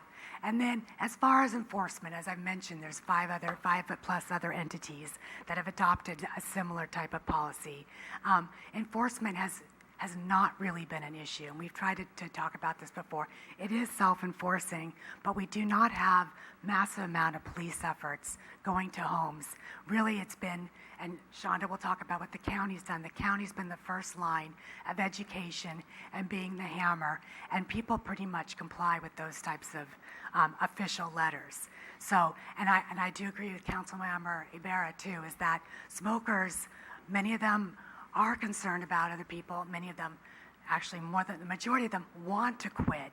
So anything that they can do anything they can do to comply with the existing laws, protect their friends and family, because they know that it's an issue, and we know what a hard habit it is to break. So I think that's what makes the self-enforcement piece something that's been very effective in this process. So at that, I will turn it over to Shonda. Thank you. Mayor and fellow City Council members, I'm Shonda Scruggs, Director of Tobacco Prevention for San Mateo County Health System. I just wanted to touch on a couple of things. I provided an updated copy of the matrix listing all the policies throughout the county that was provided to you, as well as an infographic that the state put out updating the state's indoor air quality laws related to tobacco use indoor spaces. These became effective on June the 9th when the governor signed them into law, so that news it's very new. And just to piggyback on Karen's comment about enforcement, the county does serve as the first line for the cities. We encourage the residents to file complaints through our office, and we send letters, and sometimes we have some of our contractors go up to provide some one-on-one education to the individual tenants, and in most cases, that's where it ends. The individuals generally adjust their behavior, say, oh, I wasn't aware that my neighbor had complained, and so I'll go outside, or actually I wanted to quit. So we haven't had to involve law enforcement to any substantial level in any of the cities that we've worked with over the years. And so we've had a very high rate of compliance in all of the policies that have passed related to smoke-free multi-unit housing and outdoor spaces. San Mateo County has the second lowest smoking rate in the entire state. Therefore, the self-enforcing nature of it just really kind of perpetuates. I mean, sometimes we get calls in our office that say, well, I didn't know people could still smoke in San Mateo, because it's so uncommon to see people smoking in a number of public places, because many cities have implemented policies like this. So I just wanted to provide that information, offer my assistance. The city clerk does have my contact information, and I'd be happy to answer any questions. Thank you very much. I agree with all the discussion. I think the sooner the better, and implementation followed by education, side by side. I think it's going to be very important going forward. So this is a long time in coming, and I think it's very important. Anything, Irene? You all said it so well. There's nothing else I can say. Do you need anything else, Mark? I think we're set. We'll bring back an ordinance that's consistent with all the comments. I'd like to thank the representatives of the Tobacco Education Coalition in the county for pointing out the nicotine issue. I had actually flagged that in a later review of the ordinance and thought, oh, rats, I missed that. So thank you very much for pointing that out. So we'll bring it back. We'll update some of the findings, which we didn't spend time doing before this, and then bring it back at an upcoming meeting. Good. Thank you very much for all your hard work, as well as the subcommittee. It was a lot of time spent, but very well spent. Thank you very much. Item 10C, adopt a resolution authorizing the city manager to execute a construction contract for the Crestmore Neighborhood Reconstruction Crestmore Canyon Retaining Wall with Casey Construction, Inc. in the amount of $31,900 and approving a construction budget of $35,000. Good evening, Mr. Mayor and members of the City Council. I'm Harry Burrows, and I'm the city's project manager for the Crestmore Reconstruction Project. The item before you tonight is to replace an existing retaining wall within Crestmore Canyon at the end of Concord Way behind two residences located at 1480 and 1490 Claremont Drive. The overall reconstruction project, as previously approved by the City Council, includes erosion control and slope stabilization of the canyon. The existing wall was built as part of a slope reconstruction project in the 1980s after a failure of that portion of the slope due to a storm drain overflow that took out a large amount of material down into the creek within the canyon. The existing wall is made of wood, it's deteriorating, and it's at the end of its expected useful life. Replacement of the wall is currently included in the Phase 4 street improvement project that was recently awarded to Granite Rock Construction Company. However, the Phase 4 project is not expected to start construction until mid to late September, and it's desired to complete the wall construction prior to the start of the rainy season on or about October 15th. So in order to complete the work by the 15th of October, staff sought bids from contractors who could meet this schedule. 3 bids were received. The lowest bid was from Casey Construction Company, and it was about $10,000 below the price that was included in the Phase 4 contract. So staff recommends proceeding with the contract with Casey Construction and eliminating the work from the Phase 4 contract with Granite Rock. Good. Any questions for Harry? Through the chair. Rico? I agree with the project. I'm glad that it's $10,000 cheaper. My only question is whether this should actually be funds taken out of the trust or should be taken out of capital reserves. I'm having, on that respect, as far as the $50 million being for that project, because obviously, as you indicated, Mr. Burrows, it was not in relation to the explosion. That's my way I heard you say it. So as the council is aware, the rebuild of the Crestmore neighborhood has included a variety of projects that have do not have a direct relationship to the explosion or damage created by the explosion itself, but are otherwise necessary to put the neighborhood back together. Staff believes it can be considered an allowable expense. That's obviously subject to the discretion of the trustee. We don't actually make those decisions directly. But it's really at the discretion of the city council. If you prefer not to fund it in this manner, the alternative that staff would recommend would be the capital reserve. That was my only comment and statement, is I think it should come out of capital reserves and not out of the trust. But I am in concurrence with the project. Okay. Marty? Just a couple questions, Harry. So I recall when I was working here as a public works inspector going in that backyard, and that was before the explosion. This is an ongoing issue, and do we have a record of it was originally installed by the city, and it had a life of 25 years, and it's 27 years later. So it's, in my opinion, my feeling is that the city's responsible for it, but I don't think it should come out of the rebuild fund. That's just how I feel, my gut reaction on it, and I think we should do it. And I think you did a great job getting a good price and resolving a long-term problem for the two residents there that are there along that slope. That is above our property, and the city property, we're responsible for maintaining that slope. So I'm looking forward to, or in favor of, the project being completed, just not through the trust funds. Okay. Anyone else? Action? Irene?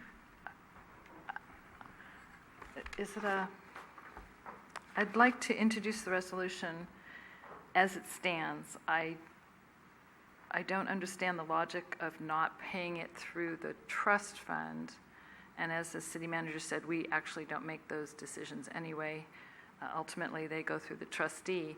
But we've authorized, and nobody has said anything before, we've authorized repaving sewer laterals that were not, and we're paying for sewer laterals for everybody in the neighborhood that were not destroyed by the explosion. We're repaving at the streets that were not affected. We're redoing sidewalks. We did, what was the other thing that we did?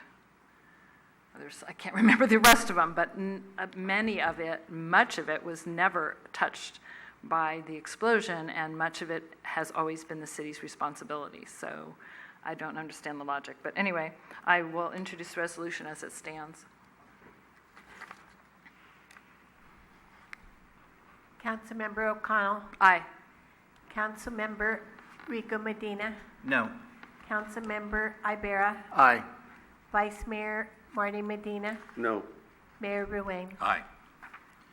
Okay, item 10D. And for the record, again, I want to make it very clear, I believe the project should go forward. I know the city clerk has it. It's about where the funds were coming from, nothing more. It's on the record. 10D, adopt a resolution authorizing the city manager to execute a consultant services agreement with ARG Construction Services, Inc., ARGCS, to remove, transport, fumigate, and treat the hand-carved wooden tableau at 324 Florida Avenue in the amount of $53,944, approving a contingency of $8,091 and appropriating $12,035 from the General Fund Capital Reserve Fund.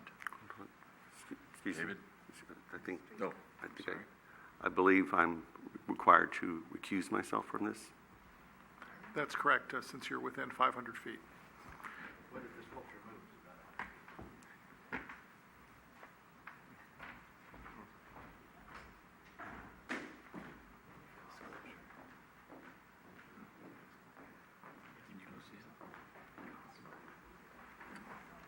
Excuse me. David, could you make that bigger? Is there any way to make it bigger a little bit?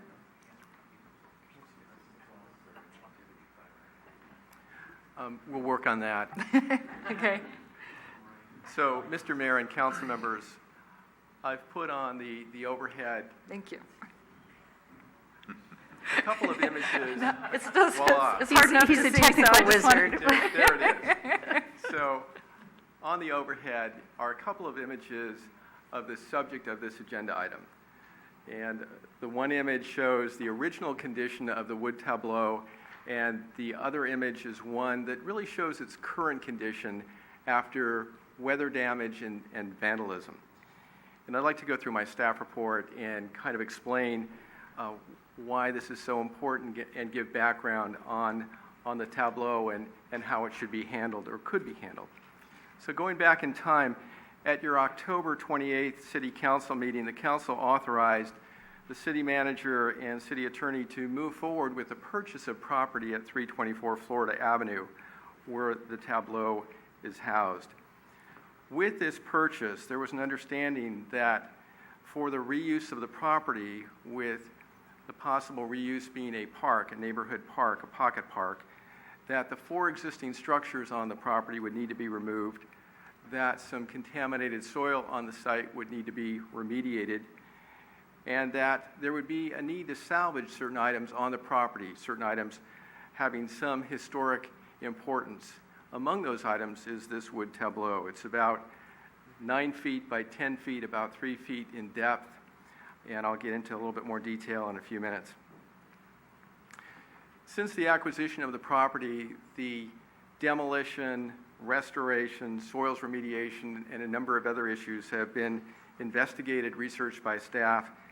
And as we move forward to a more recent meeting, your May 24th, 2016 council meeting, you authorized the city manager to enter into a contract with Pacific States environmental contractors to do the demolition and soils remediation, and also to work with staff in terms of removing some of the salvage items. Now, in addition to the tableau, there were 4 ornamental tiles at a fireplace in the primary residence. There were French doors. There was also a front entry door, and then this wood tableau. At the 24th meeting, when we talked about moving forward with the contractor to do the demolition, remediation, and basic salvage, we indicated to you that we had been working for some time with a very specialized conservation group, a conservation contractor, very experienced with over 60 years of experience in the area of conservation of art and properties and architecturally significant pieces. And we continued that work with them. And that firm is ARG Conservation Services in San Francisco. And they've come out and they've taken a look at this piece, and they've made a couple of visits. They've also done record research on this. And a little bit more information. The title of this work is The Independence of Switzerland. It was carved by a former resident at 324 Florida Avenue, Francois Perrosset. Mr. Perrosset was a master wood carver from Switzerland. He emigrated here to the United States in 1904, and his family occupied this property at 324 Florida Avenue for about 100 years. This wood carving is a representation of the founding of Switzerland. The founding of Switzerland in about 1241, and it depicts the Swiss folk hero William Tell, and it depicts a number of important scenes in the emergence of the country of Switzerland. This wood carving was presented and shown at the 1938-39 Golden Gate International Exposition in San Francisco. It was also shown at the DeYoung Museum in San Francisco. Unfortunately, the wood tableau was relocated to this property and was housed there for many years in a structure that really didn't provide adequate protection, and unfortunately this property was vacant for over 25 years. The tableau, as you can see, in its current condition, has suffered weather damage. It's also suffered vandalism. A number of the doors, beautifully carved doors, were removed, were taken. ARG has reviewed this in detail and looked at graffiti, stains, damage, loss of some of the pieces on this, and they've made a proposal to the city to do removal of this piece, fumigation, conservation, basic conservation to clean the stains, fill cracks, do basic treatment to stabilize the piece, and the overall amount that's been proposed is about $53,944. In the staff report, we indicate that we did work with ARG to bring down their cost. We did bring this to you in the CIP budget. We indicated at that time we anticipated this cost to be about $50,000. So in the staff report, we do indicate that there would be a need to appropriate additional funds from the city's general fund capital reserve to cover this cost of $53,944 plus a contingency. So with this background, we see this as a very important piece to conserve, to stabilize, and the idea really would be to set it up with appropriate conservation and stabilization so this piece could be offered to others that would do more full restoration. Full restoration could cost $100,000 or more, but the idea is to really provide the basic and needed conservation and stabilization so that we could store it and then work to offer to others. We have made contact, our staff has made contact, at least initial contact to the Swiss consulate. There is some interest. I will indicate that what we presented to the consulate was a photograph of the original condition. There is some interest. There is some interest. Need to mention that. So our recommendation, as the mayor has indicated in the introduction, we feel very strongly that the appropriate next step is to conserve, to stabilize this important piece of work. And staff is recommending to adopt a resolution, the attached resolution to your staff report, authorizing the city manager to execute a contract with ARG to remove, transport, fumigate, treat this hand-carved wooden tableau at 324 Florida Avenue in the amount of $53,944, approving a contingency of $8,091, and appropriating $12,035 from the general fund reserve. Now, I need to point out, and as I did in the staff report, there are options, there are alternatives. We're not recommending those.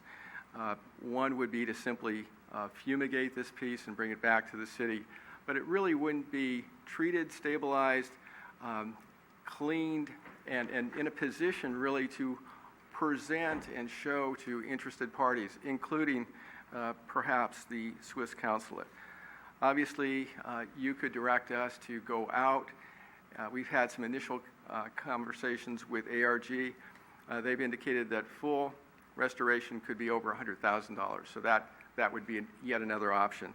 And then, of course, which would be, in our opinion, very unfortunate, this may be an item you deem not to be salvaged. That certainly is an option. We certainly would not recommend that. Our recommendation stands as indicated in the staff report, and as I just mentioned, and I'd be happy to respond to any of your questions. Thank you. Thank you. Any questions for David? Okay. Explain the fumigation process. Why is what? I mean, it looks fine from here. I'm sure it needs to be cleaned up. But when you say fumigate, I mean, is there a possibility that there are, lack of a better term, critters, bugs nestling within it, like termites, possibly? Yes, I would say that I've been in the location where the tableau is, and of course, ARG representatives have as well. And there are insects that have gotten into this tableau, and they indicate that absolutely as soon as possible that a first step is to remove, fumigate, let it sit, and then come back and do what they refer to as the conservation work. The cleaning, the thorough cleaning. I mean, it's stained. There's even graffiti on it. So the thorough cleaning, filling of cracks, repair and sanding, and then full treatment to just basically stabilize it. So that's what we're talking about in terms of the sum of money and the proposal that is before you tonight. Standing, if nothing is done, that it could quite possibly deteriorate and... Absolutely, correct, yes. Like dry rot and things, yes. Okay. Yeah. Rico? Chair, the $50,000 that was allocated out of the budget is indicated out of the city art fund. That is correct. So, and my understanding is from a conversation we had today was that that has not been brought before the Culture and Arts commission in regards to this endeavor? That's correct. Okay, so that's going to be one of my first, I know we're on a timeline as well, so that's the concern here. But I certainly know when we started embarking upon Florida Park and we somewhat were using the park and lieu fees, we didn't go to the Park and Recreation Commission. There was a little bit of hurt feelings, shall we say, and that's mild.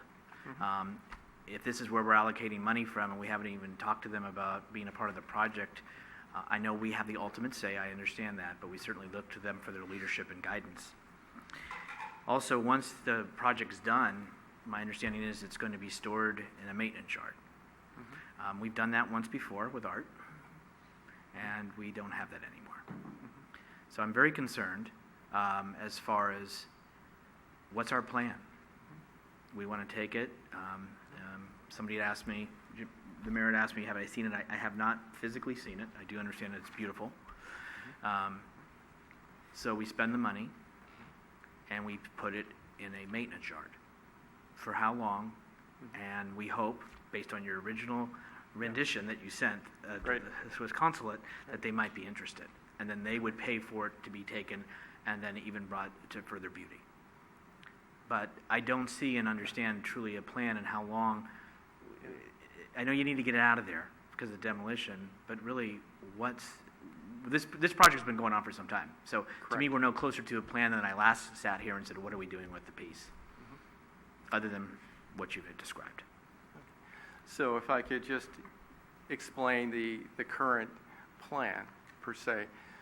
As you said, the demolition is to occur soon, probably within the next 30 or so days. So that's coming up. So we do need to act quickly to address this piece and do some sort of removal and stabilization as outlined in the staff report. In terms of where it would be placed after treatment, whatever you direct in terms of treatment, the idea is that it would come to the City Park Corporation yard and be stored in a facility there. In the meantime, our objective would be to do what we have initiated, is to present this piece, then stabilized and photographed to interested parties, including Swiss consulate, and follow up on that. Museums, consulate, etc., to find parties that would be interested in acquiring this piece and taking it to the next stage of restoration. The next stage of restoration, as you can probably imagine, could be anything from trying to fully replicate what it once was to maybe something less. It could be, for example, even though those doors were carved with significant events in Switzerland's history, those doors could be plain, let's say. So it would depend a lot upon who we would find who would be interested and what level of next step restoration they would have in mind. But at least we would get this piece removed, stabilize it, have something that would present well or better than it does today, and be in a position to bring it to, show it to interested parties. So that's the basic plan. Thank you. Okay, Irene, anything? Well, I just want people to understand, if we don't do this, the alternative is it gets destroyed. It's a piece that's inside a building that is going to be demolished, and if we don't move it, it's going to be demolished. And if we don't stabilize it and kill the critters that are in it, it'll eventually just collapse. And I, for one, would hate to see something that was carved so lovingly and significantly, such a significant piece by a resident of San Bruno, and it's over 100 years old. It would just rip my heart out to see that happen. So, yes, it is a lot of money. No, we haven't talked to the Arts and Culture Commission. I hope we don't hurt their feelings, but the City Council created the Arts and Culture Commission. We created the funding for it. They're an advisory to us. I, as you know, was one of the people who... Are you helped form it. Yeah, I'm voting for it. I just wanted to address your concerns and make it really clear what our alternative is. Either it gets destroyed or we save it. Those are it, as far as I can figure out. And I agree. I've seen the piece. It's frankly, I understand you have some questions, and I do too, because it's some unknowns ahead of us. But I think the piece deserves our care. I mean, it's a piece of artwork that's very, very old, that represents some very important times in Swiss history, and I think it deserves our care now. I mean, we can't wait any longer. Unfortunately, we can't go through all of the steps we need to go through and plan it all out, because there are some unknowns. But at this point in time, I can't see we do anything else but do what we're suggesting here this evening. And I appreciate Irene's comments on that also, because she was the one that created the art fund, and so I would hope that the representatives of the Culture and Arts Committee would appreciate that the fund is there, and that this is something significant also to save it. And who knows, maybe it's public art for San Bruno in the future. So That's could be a possibility. I'm just going to ask, why didn't we go to the Culture and Arts to bring this forward to them? I mean, we've had time. It hasn't been done yet. So we've actually been focused on the preparation and the demolition of the site, and have recently come to a conclusion about we've been negotiating with ARG, and at this point we've been occupied with those tasks. Because they had a meeting just a week or so ago, or am I wrong? They meet every month. Okay, so they just had a meeting. So I'm going to say this, that I'm torn because I don't see a plan and a vision, but I understand Irene's comments. No, I have not seen the piece. It is the history of San Bruno. Dates over 100 years. We've just celebrated that. And honestly, if we were on a timeline, I'd probably say no. But I will not, this evening right now, vote no to have it destroyed, because that was someone's love, passion, dreams, and talent. And so for that, I will support it this time, but I am disappointed that it had time to me to go to the Culture and Arts out of respect and courtesy, and we didn't give that to them. So are you introducing the resolution? I'd love Irene to do so.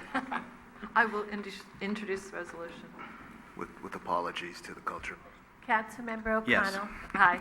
Councilmember Rico Medina. Aye. Councilmember Ibarra. Aye. Mayor Ruane. Aye. Marty, welcome. Item 10E, adopt a resolution authorizing the city manager to execute a contract with Schaff and Wheeler for design of the Crestmore and Lomita pump stations and force main replacement project in an amount not to exceed $362,748.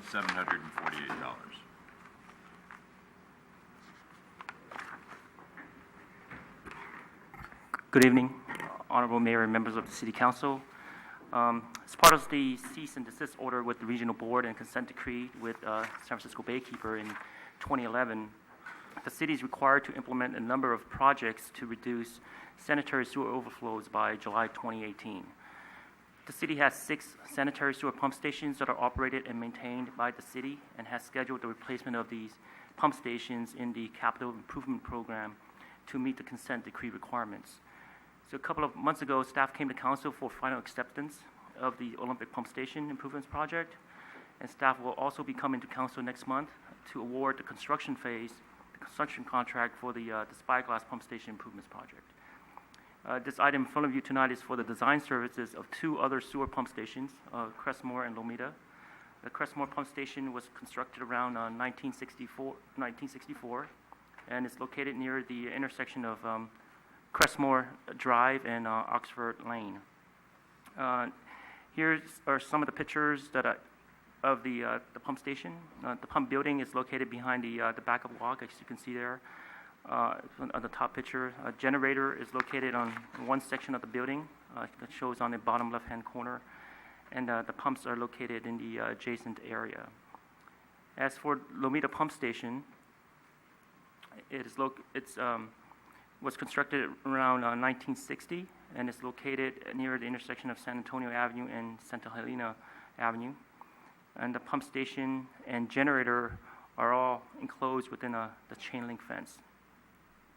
So the design of both of these pump stations are being combined into a single design project, which is intended to reduce the overall design cost.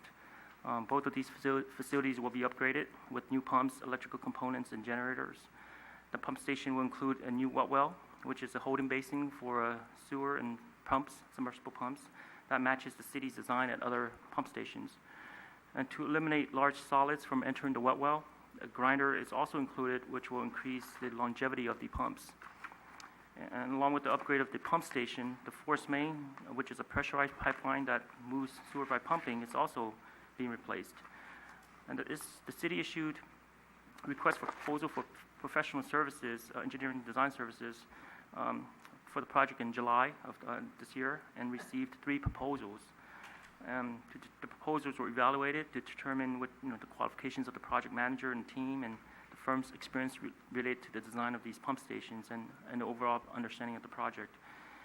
And although the city is not required to consider cost criteria in the selection process, the costs of the design services were reviewed, and the design proposals costs range from $363,000 to $500,000. And based on the evaluation of the proposals, staff is recommending award to Schaff and Wheeler to provide the professional engineering services for design. Schaff and Wheeler has completed similar pump station projects for cities such as South San Francisco, Alameda, San Mateo, and Oakland. And the work will include preparation of technical memorandum, evaluation of force main alignment alternatives, geotechnical investigation, potholing surveying, final design, and preparing bid documents, and also providing bid and construction support services. For the project schedule, staff is estimating the design will take approximately 10 months, hopefully be done by June of 2017, and with an additional 12 months for construction. As for the budget, both the Crestmore and Lomita Pump Station Replacement Project are 2 projects within the Wastewater Pump Station Improvement Replacement Program in the CIP. And in the fiscal year 16-17 budget, there has been funds appropriated in the amount of $300,000 each for each of these pump stations for design services, for a total of $600,000. And the cost for design services is $362,000, which is within the appropriated budget. And the estimated total cost for the entire project is included in the staff report for design, construction costs, inspection, and contingency. But however, the construction contract of this project is anticipated to be awarded in the fiscal year 17-18. So with that, staff will monitor the construction costs during the project development stages and design phase, and will program it accordingly in the next fiscal year CIP budget. And this concludes my presentation. I'll be happy to answer any questions. Any questions for Jimmy? Ken? So Jimmy, just simple question. So if the project was designed separately, if both pump stations were designed separately, they would be budgeted at $300,000 each? Approximately. So that's what you said. That's been set aside or appropriated? Correct. Using the past experience from the other pump station projects, the last project that we awarded to another engineering firm for the design of Spyglass Pump Station, it was about $332,000. Okay. So we did save some money by combining the pump stations. Yeah. Okay. Anyone else? Through the chair. Irene? Thank you. Jimmy, I appreciate that you're putting in the big grinder, but are you also putting in that bio thing that you had in the other ones that you talked about? That hasn't been evaluated, and I'll talk to the maintenance staff to determine whether there's any issues of any fats issues in that area. Oh, okay. Yes. Okay, just making sure. Thank you. Anyone else? Chair? Marty? Jimmy, what part of the force main is being replaced? The entire force main. From where to where? I don't have the exact. I have the distances. I don't have the location. Is it going from the along pump station. Huntington, or where? This force main for Lomita, it's located along San Antonio Avenue. Okay. And it's about 2,200 feet in length. And the other pump station? The Crestmore Pump Station,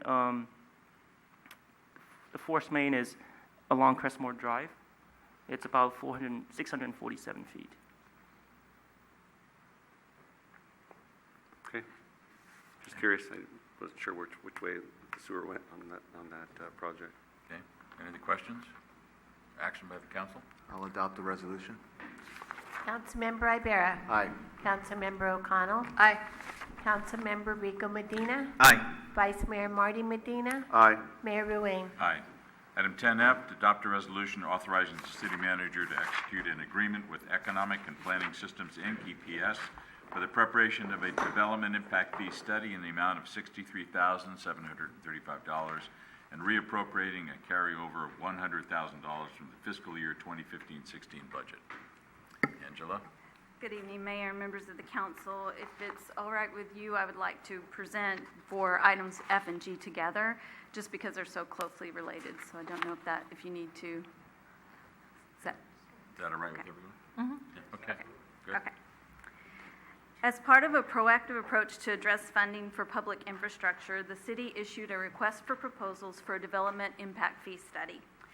The city does not currently have a development impact fee program, and a study is needed in order to assist the city with the adoption of the program, to ensure that we are in compliance with state law, to determine the adequate funding for public facilities, and to provide the nexus for the established fee. New development creates a demand for additional roads, sewer lines, and recreational facilities, just to name a few. Development impact fees are one-time fees charged to new development that are used to defray some of the cost of providing for these new facilities. Impact fees help to ensure that new development pays for the public facilities it requires, rather than the costs being borne by the taxpayers in the community. A staff committee made up of myself, the city manager, the public services director, and the community development director reviewed the proposals and conducted interviews of the top firms. And based on this process, staff is recommending the firm of EPS to prepare the development impact fee study. EPS has completed hundreds of these types of studies and has a familiarity with the city of San Bruno's economic and financial environment. In addition, as part of the request for proposals, staff included a comprehensive cost of services study and a cost allocation plan update. The city last completed a full cost of services study and cost allocation plan in 2006. And as you know, the city structure and the manner in which services have been provided have changed significantly over the last 10 years. A new cost of services study is needed to ensure that the city's fees are updated to reflect the latest cost information, and that specific government services are borne by those who benefit from that service. The purpose of a cost allocation plan is to ensure that indirect costs associated with central services are appropriately allocated to departments or funds that receive those services from those departments.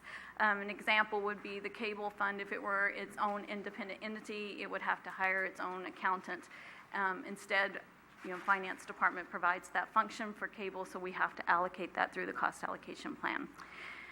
Based on the evaluation of the proposals and the interviews with the top firms, staff is recommending the firm of Wildan Financial Services to prepare the update to the city's cost of services fees and cost allocation plan. The fiscal year 2015-16 budget included $100,000 for a development impact fee study. Staff included the comprehensive cost of services study and cost allocation plan as part of the RFP in order to determine an accurate cost that could be included in the fiscal year 2016-17 budget. However, once all the proposals were received, it was determined that all three studies could be prepared within the approved $100,000.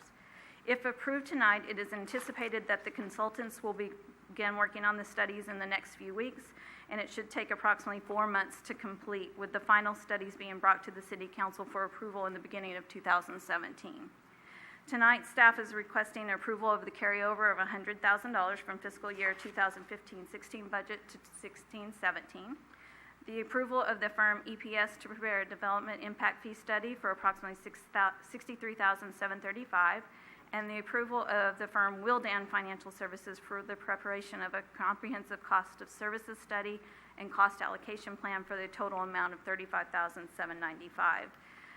We also have the representative who's been waiting very patiently from EPS, Michael Newman, here tonight to answer any questions you may have concerning the development impact fee study. And that concludes my report. I'm available for any questions. Anything for Angela or our representative? Through the chair, for Angela, regarding the cost of services study, how will that proceed? I mean, will there be some input from city council, or is that just something that will just get proposed and then, given, we'd be provided a draft? So first, the cost allocation plan has to come first. So Wildan would prepare that first, because you need your indirect costs to actually plug them into the cost of services study. And then, yes, it is anticipated that we'll have several meetings with staff and probably set up some study sessions with the council in order to get your input on those. Okay. All right. Thank you. Rico? I do that. Nothing? Okay. Anyone else? Can we do both of these at the same time, Mark, or individually? There are two separate resolutions, Okay. so one at a time. Someone like to introduce F? I do have a question for the Okay, consultant, though. He waited all that time. I know there's and it may be semantics. What is the term linkage fee? And how does that relate to development impact fees? Good evening, Mayor, members of the City Council. I'm Michael Neiman with EPS, and the linkage fee is a synonym for the development impact fee. These fees are set based on the state Section AB 1600, which requires setting a nexus. So there has to be a relationship between the rate of the new development and the cost that it creates. Therefore, the fee is calculated as its fair share, hence the term linkage or nexus coming in and commonly being used. Okay. Yeah, I'm very happy that this is coming forward. I've been involved with some regional committees, and this has been the hot topic, is how we're going to deal with housing.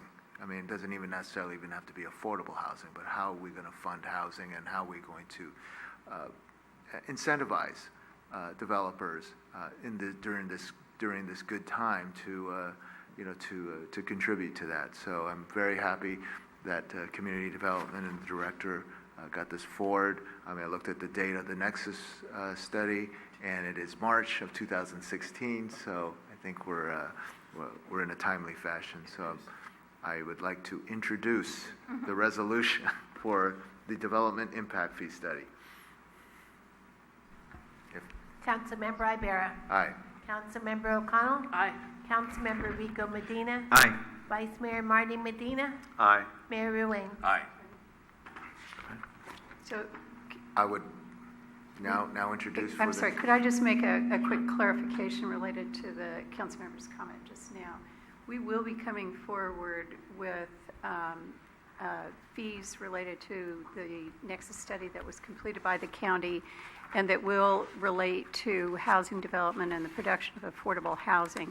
This study is really about a different set of fees and not directly related to collecting funds that will be used for offsetting housing affordability. Oh, I'm Okay. I'm totally understanding. They're same and similar for a broad range of topics, Yes. all of which eventually also support. That's a later fight. Yes. Yeah. Next one. I'll introduce a resolution for the cost impact study. Councilmember Ibera. Aye. Councilmember O'Connell. Aye. Councilmember Rico Medina. Aye. Vice Mayor Marty Medina. Aye. Mayor Ruane. Aye. Item 11, reports of commissions, boards, and committees. There aren't any this evening. Comments from council members? Anything? Through the chair, Irene? I would just like to remind people that we will be holding our own coastal cleanup along with the county and the state, actually, and we will be meeting at Posey Park in front of our beautiful murals on San Mateo Avenue on September 17th at 9 a.m., and we'll supply donuts and the equipment, and we'll send out people to clean up San Bruno. Thank you. Great, thank you. We already had our closed session. Prior to adjournment this evening, I'd like you to join me in a moment of silence, a couple of things, actually. In closing this evening, I have two special requests. First, I want to close in memory of Mary Griffin, former Millbury council member and county supervisor. She was very well respected and was a good friend to San Bruno. And on the other note, and on September 9th, we remember the 6th anniversary of Crestmore Glenview explosion and fire. This year, we reached out again to the neighborhood to see if residents would like the city to host a short, informal event in the neighborhood, as we have done over the last 3 years. Alternatively, we also asked if the neighborhood might be more comfortable waiting until next year, this time when we anticipate being able to celebrate near completion of the neighborhood rebuild and groundbreaking dedication of our new park. The response we received favors the second option. The neighborhood prefers that we do not hold an event this year, and I've heard that residents may quietly gather among themselves for a more private remembrance. Given that September 9th occurs before our next council meeting, I would like to close this meeting in a moment of silence in memory of Levon, Greg, William, James, Jacqueline, Janessa, Jessica, and Elizabeth. We will continue our efforts on many fronts to make sure what happened in San Bruno never happens again anywhere. And as I've said for the last 5 years, we still thirst for the words that will soothe our emotions, and we will never forget. Please join me in a moment of silence.